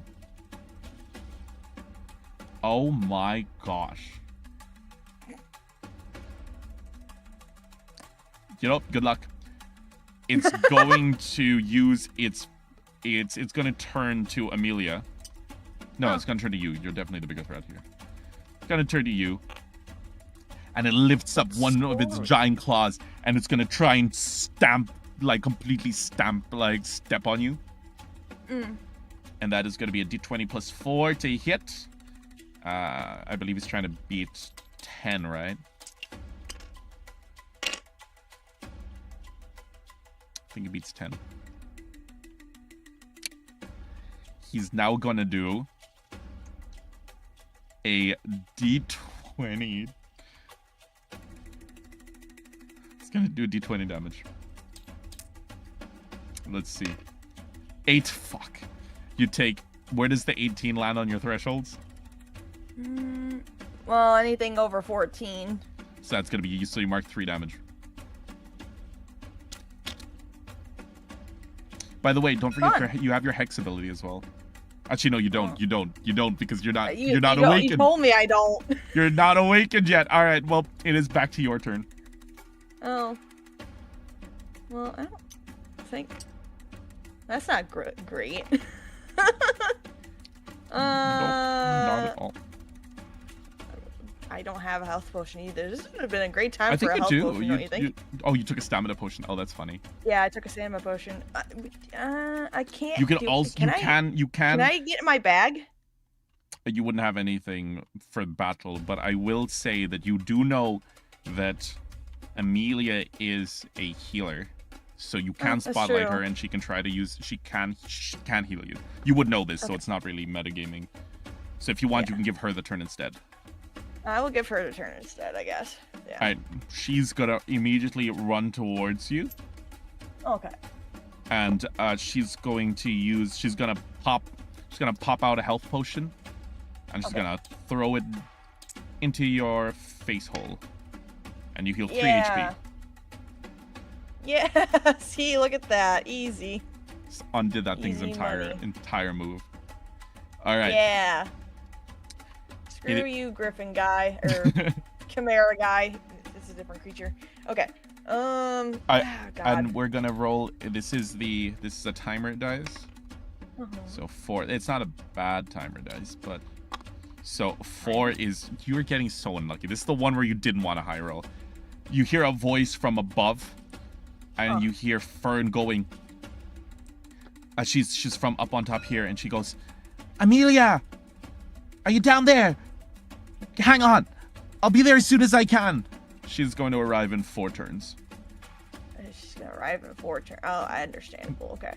And it's now your turn again because I think we should move out of this guy's way. I think. All right. Because if he attacks again, he's probably got a radius of some sort, and I want to try and distance ourselves a little bit. Okay. Let me see if he has opportunity. He does not have opportunity. Screw you. Anyway. So you're able to run. So you can take Amelia and you can run out of his range. Okay. So how do I have to roll anything, or do I just go? You just move. Okay. I'm gonna within the green. Yep. I'm gonna go all the way to the edge. I'm taking her with me. Awesome. Now he's gonna look over and he kind of sees. At this point, he kind of notices that you that Amelia like undid all the damage that he did, and he lets out a loud howl, but it sounds more like a gurgled howl. So it's like, right? I got you. Thank you. And he's gonna send his minions towards you guys. Oh, thank God. At least he's not coming over to me. So, they by spending a fear. Actually, wait, no. Wait, sorry. It's not their turn because you guys haven't failed yet, so you still have your turn. You can still do something. Aha! Yippee! Can we fuck these guys up? 1d4 plus 1. 1d4 plus 1? No, sorry, someone was asking in chat. Oh, okay. I was like, oh, what am I rolling? I'm like, okay, so we're here now, and be like, what should we do? Oh, she's gonna come. Fern's coming in a little while, right? Amelia's like nods. She's like, yeah, I believe so. Okay. Unless So she I gets lost think again. because we're just taking a breather, or like hiding before these Yeah. guys come over. Yeah, I'll say Like, there's we like should a take little out- a little dip in the ground that you're kind of like hiding in, like a little mini trench. And, like, we should take out those little guys. I think. What do you think? She nods. She's like, yeah, best have the number advantage. Okay. On 3. 3. She's so wait what? And she jumps up after you, and she's gonna follow Okay. you. And while you're running, she splashes some more poison on your fist. Poison. But I yeah, love this character so much. Actually, I'm gonna be so sad. Anyway, yeah, we're gonna punch these guys too. Why not? all right, roll ahead. All right. That's a. What is that again? That's my instinct with the Yep. thingy thing. Aha! Huzzah. I will still not remember this. Hope, nice. Yeah. So you finally, do hit I'm them. not dying. You can mark another hope. Okay. How do I do that? Oh, it's right down here. Okay, Yep. cool. Wait, how do I spend these? Once you awaken, Oh, okay. you will. Yeah. All right. Okay, understandable. Until then, I just accumulate them. Another thing that you can do as well with the hope is that.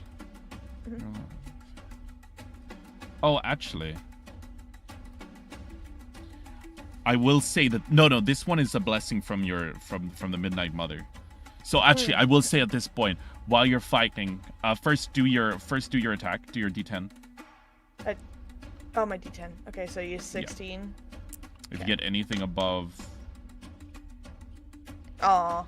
oh, well, you do kill one of them. The other Yeah! one jumps out of the way from the blast, though. And that's fine. but as you do, suddenly you hear a voice, and you hear a voice that sounds very familiar from inside your head that goes, "You really What the must Sigma?" stop. You really must stop finding yourself in these situations, Stormheart. But I will give you my blessing for now." And suddenly, as soon as you hear that, your forehead begins to like feel really warm and burn up, and you immediately remember your time meeting the Midnight Mother, and you're kind of filled with like you're kind of filled with this surge of power as you now understand that by spending 3 hope, you can turn when you are an ally within far range, rolls failure on a roll. You can spend 3 hope to change it to a success with fear. So you can basically change someone's failure to success. Okay.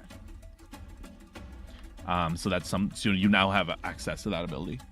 But I can't cast it on myself. You I can. only It says cast it on you. others. It says I you can't. or an ally. Or no, I can't read. Okay, comprehension is a skill that I do have, and sometimes I fail. Anyway, okay, so we're gonna. So you have another Also- turn because you got a hope, so you can actually attack Yeah. again. Yes, I want to do Awesome. that. Roll I'm to gonna hit. Attack that guy. Wait, am I? I should be in range. Yep, you are. Yeah. Instincts. That's fun. 23 Oh. with fear. Well, you do hit. I'm taking that fear token though. That's for me. 2. Well, it does kill it. So this thing runs towards you, and just before it's about to strike, you uppercut it, and it's blasted into smithereens. It's now my turn because you're all with fear, and this boy is gonna run towards you, but he can't trample you. So he's gonna run towards you first. And he's now going to use his overload ability. Oh, boy. So you see, he begins to glow. And he opens his mouth, and this kind of like a load of hands. You see this like energy begin to discharge from inside his mouth. There's this ball of lightning that's slowly engulfed by all these hands that reach out from the inside of its mouth, and they begin to like grow and bulge as if they're like holding and building pressure. And now it's going to attempt to shoot a large beam at you and Amelia. Amelia also has a readied action from before. I forgot to mention she has a readied action ready as well. But let's see what happens here. So we're gonna start with a d20 plus 4 to hit. Does 7 hit you? What? The 7 hit me? Yeah. Your evasion in the top left. It's minor. Yeah, up here in the top. Oh, no, it does not. I have 10. So you guys immediately jump out of the way. But the blast carves a huge chasm in the land, in the land, and you guys are like, you're kind of happy that didn't hit you, but also kind of laughing that the thing missed. That's the response. Giant chasm. The creature is now going to spend another fear token to make a second attack. Oh no. This time it can't use the overload, so it's going to attempt to slash you instead, which is a d20 plus 4. Oh. Natural 20. Well, that's not great. Well, and its 14, ability right? is a d20 to hit damage. Oh! Damage. 3. Where does that fall in your threshold? 3 below minor damage. So you're only gonna mark 1 HP. It tries to slash at you, but you're able to dive out of the way just enough that you only get like a nasty scratch on your shoulder. And it is now back to your turn. We get to attack now. What's the ready action? Do I know it? A ready action is it basically just means that she's waiting for a trigger, and when the trigger activates, she activates her action. But you don't know what it is. Oh, okay, cool. It's not knowledge I know. Okay. No. I'm gonna hit it. I'm gonna try and attack it, I guess, because and we're on turn what, 3? Yes. So Fern hasn't sure. 2 more. Yeah. You got 2 more. Fern turns. hasn't shown up. Fern hasn't sure. Fern hasn't Okay. turned. My words. Nice. Yeah, hope. All right, roll your damage. D20 D20. Wait, huh? or D10. Sorry. 6 Okay. damage. So I was gonna be like, oh, D20, yeah. the creature shoots the laser. You guys dodge. Then it turns around, tries to slash at you. You're able to roll underneath it. It slashes your shoulder. Then you reach up from the ground and throw an uppercut, and the explosion sort of like engulfs its head in an explosion. But it kind of like it shakes its head out of the smoke. You see a little bit of damage. It's not much, but it does. Wait, how much you did? You did 6. Okay, it takes 1 HP of damage. It is now your turn again because you got a hope. Yippee. Okay. I'm gonna try and hit it again, because why not? We're here. Oh shit. That's fine. Let me just re-roll it a couple different You got a times. crit. Oh Shit. yeah. So you're gonna roll a D10 and multiply it by 2. How do you do that? You also get another hope. No, you just Add. roll it and then that's just a D10. So yeah, the D10 and just roll it and then quick maths. Oh. No, that's not what I want. No. Alright, so you do Let's just keep 4 re-rolling damage. You do 4 damage to the creature. Yeah. Hey, I might go actually back. change it 4 during the damage? group sessions. What I might Oh. do is instead of doubling it, I might just make it so you do the max damage of the dice plus the damage dice. I see. So maybe I'll Well, change 4 that for the thing. damage. 4 damage is better than no damage, is what I'm. So 4 gonna say. damage. So you take the 4 damage, and you once again you do another punch into its face. It does a little bit of damage. Takes 1 HP. You did get a hope again, so you can go again.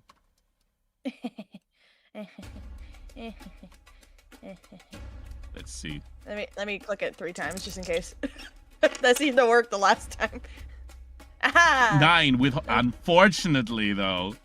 Yeah, You it got doesn't the hit. hope, but it was not high enough to do that to actually hit it. So you go for 1 more punch, and the creature bats your arm away. You don't take any damage, but you're kind of like flung to the side a little bit. Ooh. And it is now going to take its turn, and it's going to look at you, and it's going to use its overload ability again. It's going to mark another stress, and it's going to aim at you, and it's going to roll a d20 plus 4. Let's see if it hits. 10. What's your evasion? 10. 10. You're just able to dive out of its way. once again, but this one's close, like by a hair. And that would have done some major damage. Okay. But you do avoid it. But now it's gonna spend one fear. It's gonna attack you again. Wow.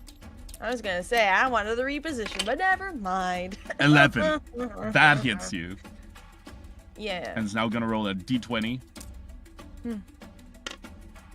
That didn't even roll. Okay, it's fine. 6. Where does 6 land?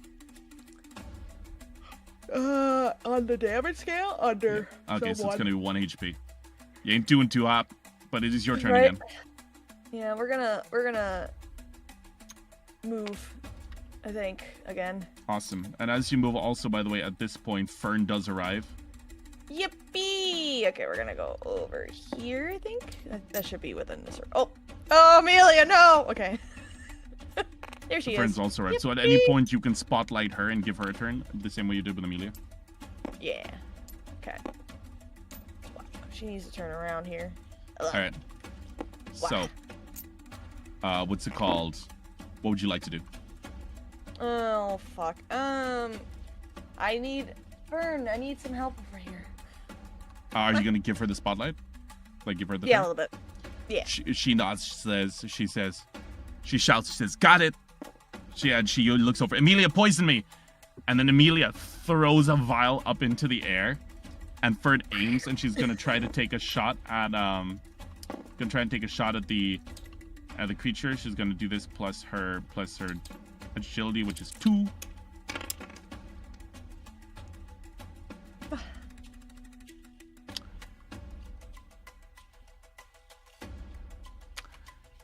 She shoots the vial, and the creature looks at the arrow flying towards it, and it reaches into the air and just swats the arrow out of the air. And Fern just looks at you and just goes, and now it's the creature's turn again. Yippee! So the creature's here. Gonna run towards you one more time. And you see, with one more, this is literally its last attempt at using this. It's going to use Overload. Oh, no. And it's going to try to hit you with Overload. 17 does hit. Now it's going to be a d20. But because it is Overload, it's going to gain plus 10 to this roll.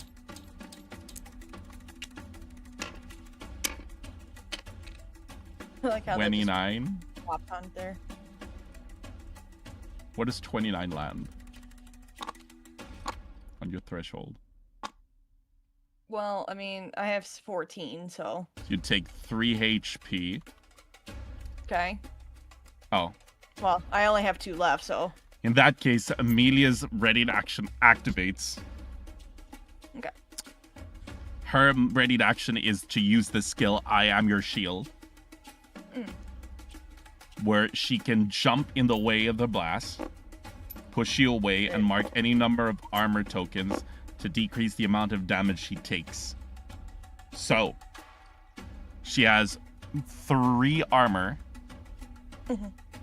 She has 3 armor. She's gonna use that to. You see her look at you with a smile, and she slams her staff into the ground.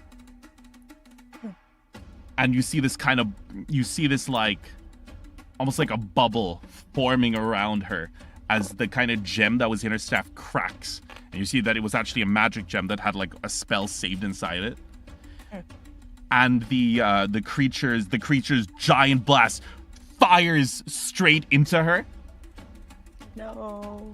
But thankfully, she was able to protect herself as you see the blast clears, and she stands there with just like everywhere around her is being dug out. She's on this tiny little circle in the middle, but her staff like disintegrates in her hand, and she falls to her knees, and she gives you a little thumbs up.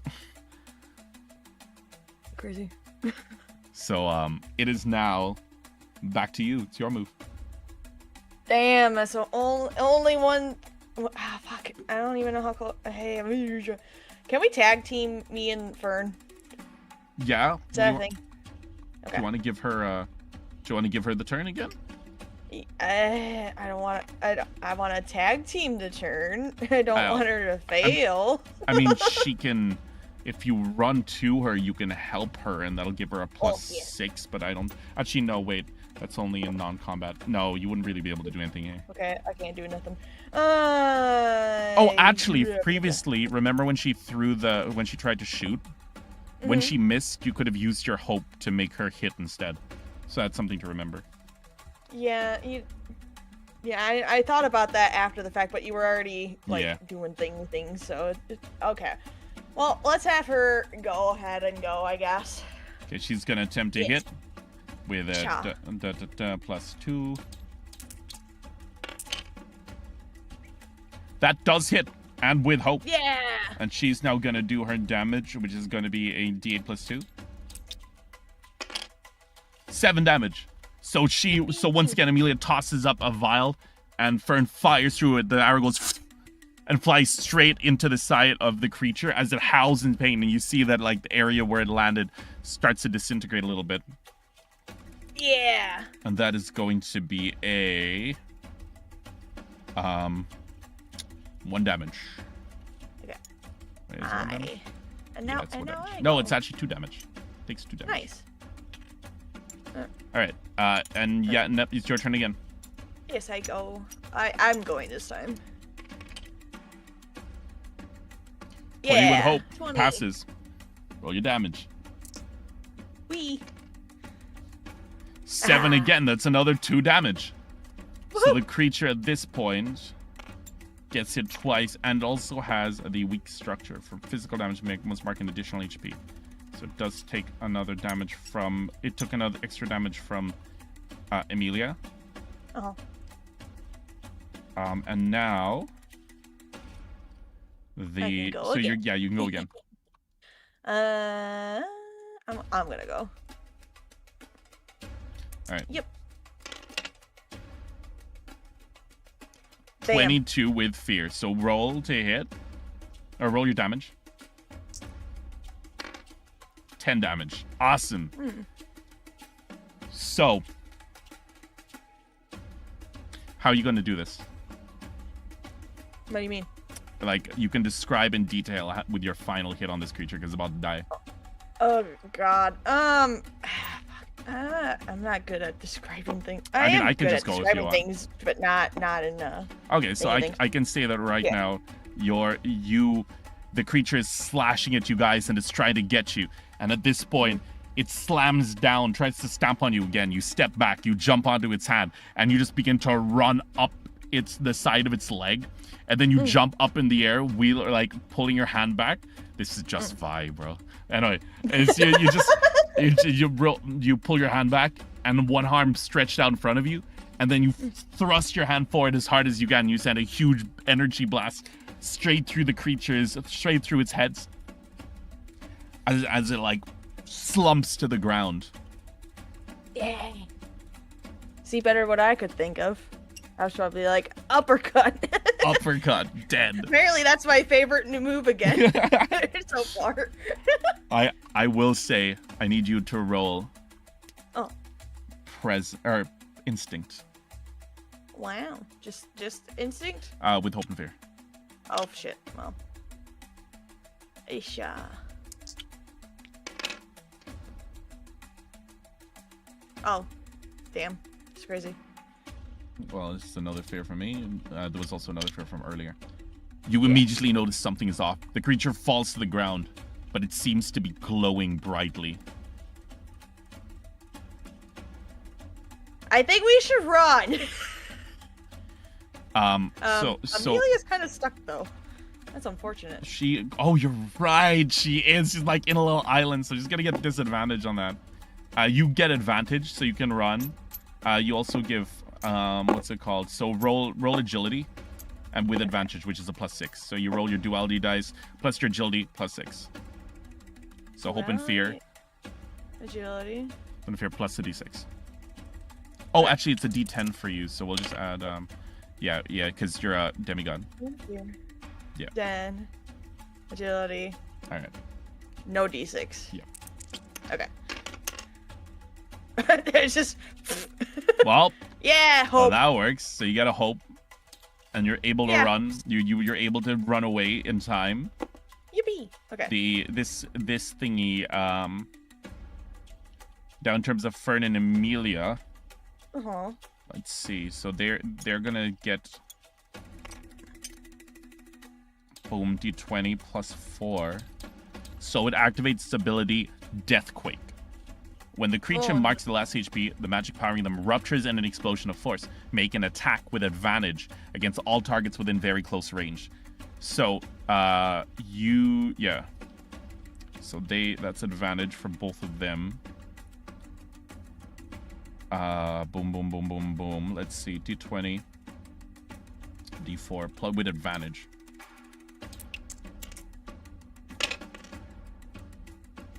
$12.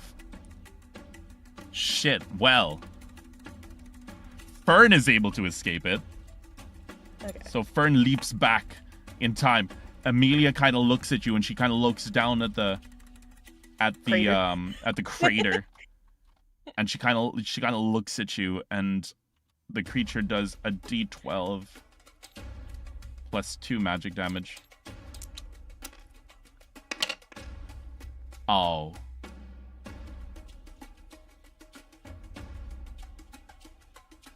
That's 14 damage. That's like the highest damage. Oh no, that's not how I knew she was gonna go out. This is not how I wanted her to go out. Yeah, there was definitely other ways. There was definitely ways for her to survive this fight. She looks at you. And she smiles. And you see her mouth something to you. But in the moment, you can't really hear her because you hear a loud like as everything begins to as the body begins to grow, like glow brighter and brighter and brighter. And the last thing you see is this purple sphere just begin to expand out, like as the creature the purple sphere begins to expand and engulf the creature and slowly expand, and you see it slowly, how do I describe it, engulf Amelia. And she looks at you and she kind of she smiles. She smiles one last time. And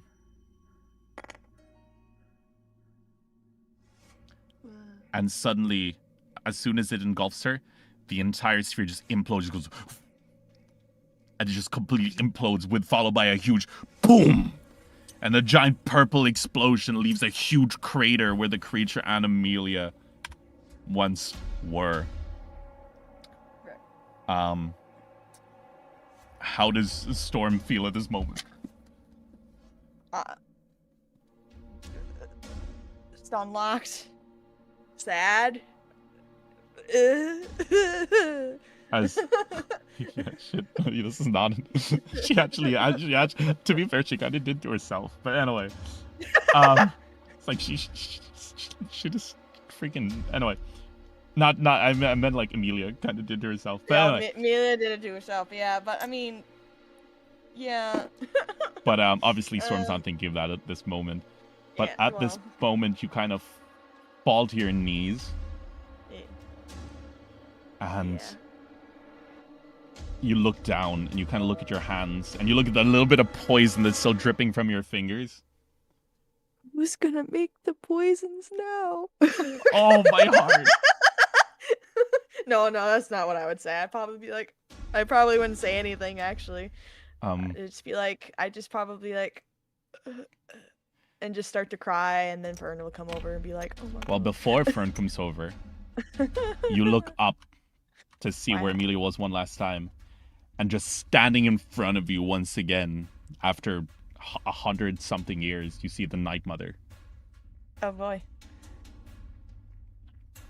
And at this point, you see everything around you is kind of frozen. Fern is kind of like frozen mid-scream. She's watched Amelia die as well. And the Night Mother looks and says, "Child,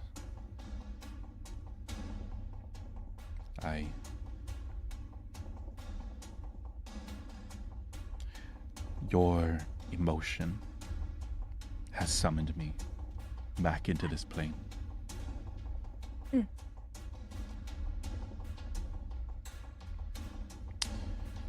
There is... Why? Sorry? Yeah, Karen. I was gonna say, why are you here now after all these years? She said, firstly, you never called, but also, as I said before, I am a being derived from humanity itself and the longings of the heart. I can only manifest when emotions are elevated. I apologize that I could not be here sooner. What am I supposed to do now? You're never here. My surrogate mother / senpai, whatever, I don't know. Senpai is teacher. She's gone. You're never around, most importantly. Would you go and get milk and ever just decided not to come back? What the hell? The Midnight Mother kind of looks at the crater behind, and she looks at you and she says, there are no words I can say that will make this okay. But what I can do is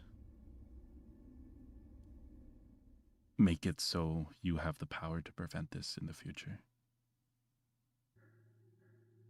However, should you take hold of this power, and she kind of like looks at you concernedly, it will set you down a path that will take more than it will give. Should you accept it?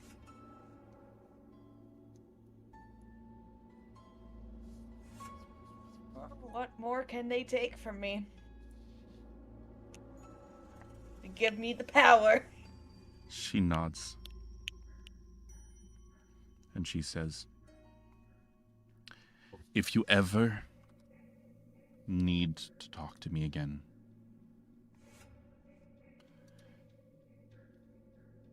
you will. You must simply find a body of water and call my name. And it must be at midnight, for reasons that I would not care to explain. Well, if I knew it was that easy to call you, you should have told me that years ago. You wouldn't have been able to unless you have gained this power, and I don't have a habit of giving this kind of power to what was a child at the time. I suppose, fair enough. And she reaches over, and just like before, she's reaching to boop your forehead. Wow. And she says, do you accept this contract? You will become an official herald of the Midnight Mother. You will face trials and tribulation, but in exchange you will have the power to change fate. Okay. I solemnly swear. I don't know. She smiles and she says, it was good to see you again, Stormheart. And she touches you and suddenly there's a bright flash of light. And at this point, there's you find yourself engulfed in this bright light as you see the runes on your hand begin to pulse and glow as crystals begin to burst from your hand. You've heard about this before. Crystalline living weapons. This is the Sora that Amelia told you about in the past. And they begin to burst and form these large arcane, like almost, I just said the word. These large mechanical looking gauntlets on your fists.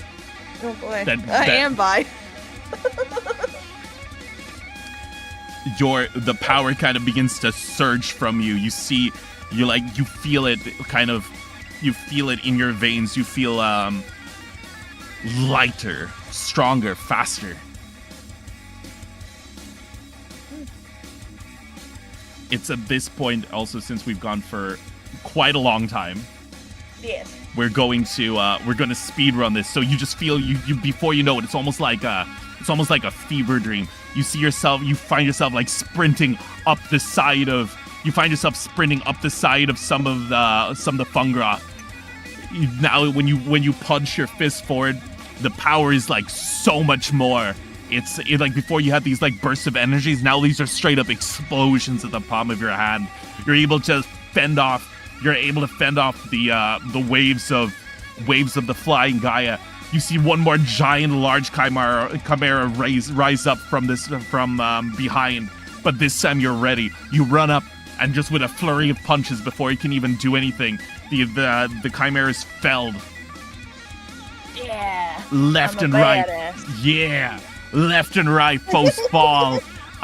You're able to save several people. You're able to pick up several injured fungrel and leap off the Fungroth, lay them on the ground where Fern takes care of them. You're able to rendezvous with the other leaders, and you're able to make a plan. And before the night is over, you've managed to save. Not a single other fungrel dies under your watch that night. Yeah. And then Fern's standing there like, what the fuck? Yeah, but it's like, what the fuck just happened? That's my headcanon now. but at this point, it's about it. Everything goes by in a flash. It's a few days later. You've now kind of come to terms with this power. Everything's still kind of hazy from that night, but you understand one thing. Emilia's gone. But this power, you're able to summon it at will now. And you understand also, as a wielder of Sora, it would be best for you to find to look for the, I'll rip Amelia, to find Sora Academy and such, while the Fungrel rebuild, as they have many times in the past. Yes. And before you do anything, say goodbye and such, it's a clear moonlit night. And you find yourself at a body of water. And you look into it. Would you like to summon the Midnight Mother?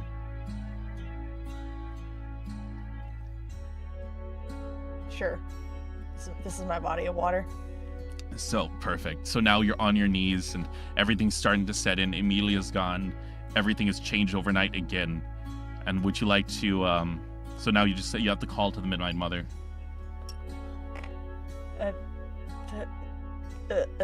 A. Suddenly, the water begins to ripple. However, instead of the voice of the Midnight, you hear the Midnight Mother go, "Hello, Stormheart. Wait, not yet. This is. She needs to." And then you just hear some interference, followed by, "Hey, Storm, how are you?" And you just hear Emilia's voice from the other side. Wow, and she's Amelia, pushes. you sound so different. She pushes the Midnight Mother away a little bit, and it's like, "Oh yeah, it's just a bit of getting used to the whole new body and stuff. What do you think?" And she's like, looks all young and stuff in the water, and you're like completely shocked. You're like, "What the fuck? She died." Yeah. Yeah. Oh, how you dead? What the hell? she just looks and like, "Oh yeah, no, it turns out this is the it's like the afterlife or something like that. It's kind of cool." Yeah. But hi, how are you? Well done, by the way. She gives you a thumbs up. By the way, she looks like her old self again in this moment, like when she first found you. Oh, okay. Apparently that was when she peaked, so that's how she looks in her own mind. Uh-huh. Yeah. Well, how's your afterlife, I guess, you know? Oh, it's kind of cool. There's apparently I'm not allowed to have flunts up here, but she looks at you and she says, but Storm, as you probably guessed, I can't really take care of you anymore or make you potions and stew, so I'm sorry about that. you know, it is what it is, I suppose. But hey, this must be some sort of witchy power. I can basically talk to you sometimes, yeah? Yeah, I mean, it depends on when the Midnight Mother will let me.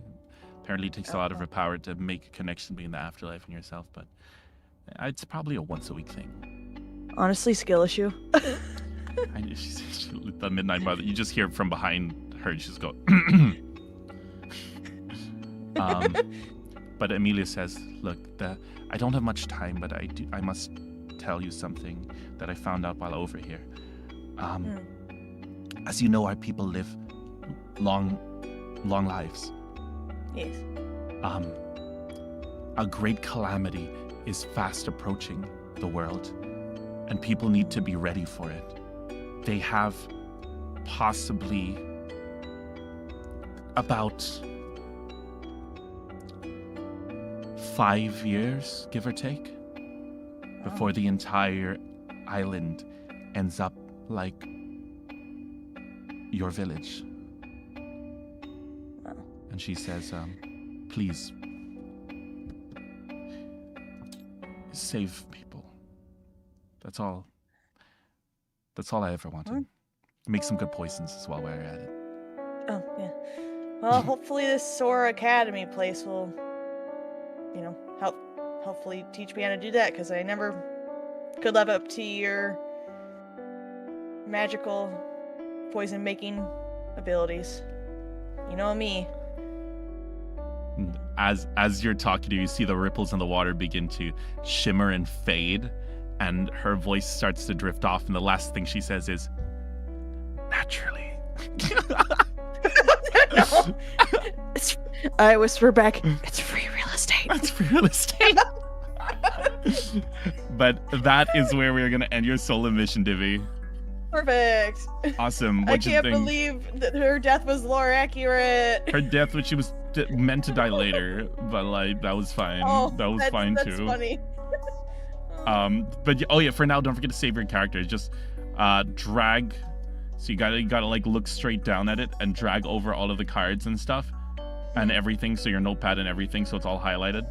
And then you right click, and then should be a save object button. And then save it as like, I don't know, like Stormheart 1 or something. Yeah, okay. And now test it out, see if it works. Click object on the top and then press save objects and then see if you can find it.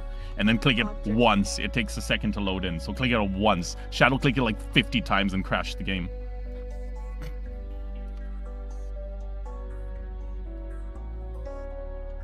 Yay, it works. Perfect.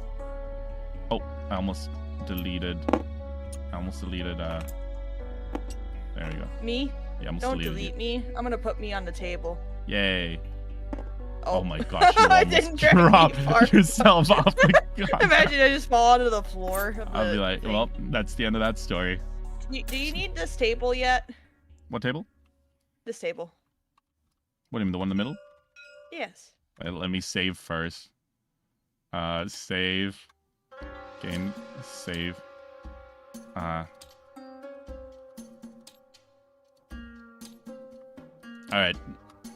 You're good. Do whatever you want. Yeah. Yeah. I really wanted to click that the entire time. Whew. We are done. Yeah. Thank you for playing, Divvy. Thank you. I had fun. I'm glad. Hopefully we can see you in some missions very soon. Yeah, we'll try to make it work with my weird ass. Yeah. Weird ass schedule. Your weird ass. Yeah, my weird ass and my weird schedule, you know? But yeah, awesome, Divvy. Yeah, that was a lot of fun. Actually, wait, we only went like 18 minutes over. I guess we did start late as well. But I blame Sven. You should have just amputated him. I should have just amputated Sven. You're so right. But yeah, I will see you. On Deadlock. Yeah, Bye. First. Bye, Divvy. Bye-bye. Thank you for playing. I'm glad you had fun. You're welcome. Goodbye. All right, chat. That was Divvy's solo story. Hopefully you guys enjoyed that. There was what do you call it? It was actually a ton of fun. It is 5 a.m. for me, so unfortunately I cannot stay up much longer. But let me send you guys over to someone. I don't think there's anyone I can see in particular. Let's send you guys over to... I'll send you guys over to Ryan. Ryan's a good friend of mine. Go tell him I said hi, and I will see all of you guys in the next stream. And on Twitchies,